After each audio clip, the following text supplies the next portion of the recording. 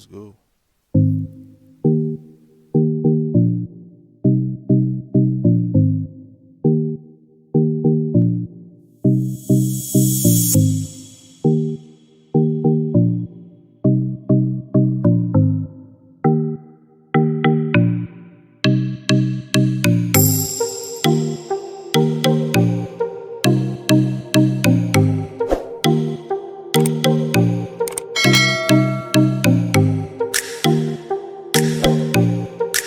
What is up, guys? In this video, we're going to be going over 5 tricep exercises that really blew up my triceps and added some inches to my arms over the years. So let's get on into it.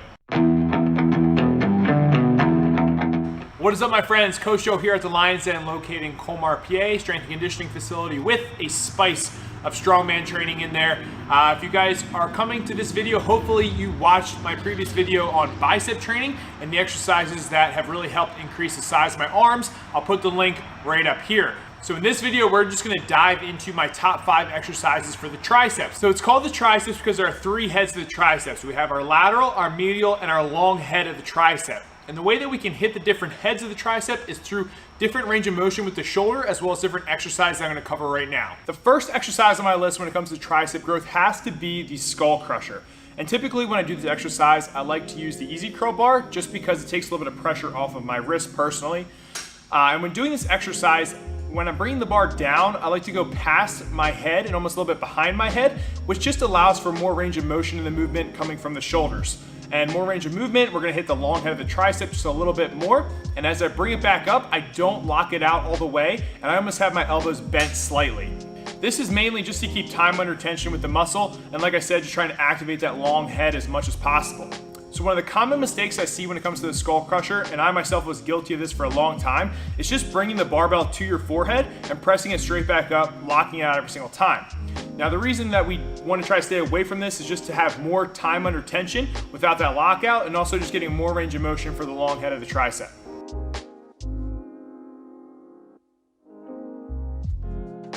So the next movement on my list has to be the JM press, which we all know is named after James Madison, one of the most jacked pioneers in the world. Kidding, completely kidding. It's not James Madison at all. So the JM press is basically a skull crusher and a bench press put together. And typically when we do this movement, we want to take our thumb out of the equation and go with a thumbless grip on the barbell. So the main difference between the JM press and the bench press has to do with bar path. Typically when we do the JM press, we're coming down right on our throat, okay? So almost if you're gonna cut your head off with the barbell, that's the bar path you want with the JM press, which is gonna put a lot more tension on the triceps. I suggest having a spotter or some spotting arms just in case no one's around. You're not gonna be able to go as heavy, but you still want to err on the side of caution and keep yourself safe. If you're looking to get even more tricep engagement, you can add pins to this movement, which is going to just help really section off the bar path to keep it way more in your triceps and take away the chest and shoulders from the movement as well. Now, typically for me, we're talking straight up hypertrophy, okay? So I like to do this movement for anywhere from 10 to 15 reps, 3 to 4 sets. People do go a lot lower with their reps and use it in a strength block, which is totally fine, but for the sake of this video, if you're looking to get more volume in, I would say stay between that 10 to 15 rep range for this exercise. The third movement I have on my list for tricep growth has to be push downs with a rope. Now, I've talked about in my bicep video why I like the rope, and basically you can turn your wrist at different angles, which is gonna allow you to hit the tricep in different ways. Now, when we're doing these specifically, we wanna make sure that we almost hinge our butt back slightly, and when we're pulling the ropes, we want our shoulder to travel slightly past or parallel to our body, okay? We don't want to cut that range of motion short, and especially when we're trying to hit that long head of the tricep, we want to really try to push our shoulders back through the movement to get that long head activated as much as possible. When it comes to this exercise, I like a little bit more volume, so I'm going to do 3 to 4 sets from anywhere from 15 to 20 reps. I feel like that's the sweet spot for me, but play around with it and see what works best for you. One of my favorite movements when it comes to tricep growth, even upper body growth, has to be doing dips. These are foundational movement that are just in my programming ever since I was a teenager, and I'm sure you guys at some point in your training have done dips. So I like to keep dips in my regimen, throughout the year. You can add weight to these, okay, by using a belt, whatever.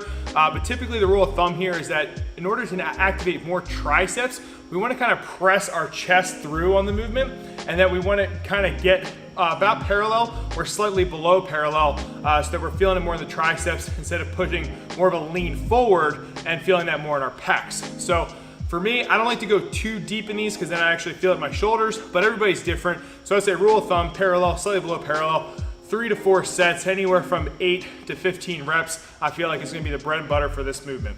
All right, last movement, and this is gonna be for just a burnout at the end of the session. We really like doing banded kickbacks here. Now for this exercise, what you're trying to do is just literally just obliterate the rest of the tricep and finish up your session. So we like cranking these out for about 3 to 4 sets, 20 to 30 reps, just all out, kicking them back as hard as you can.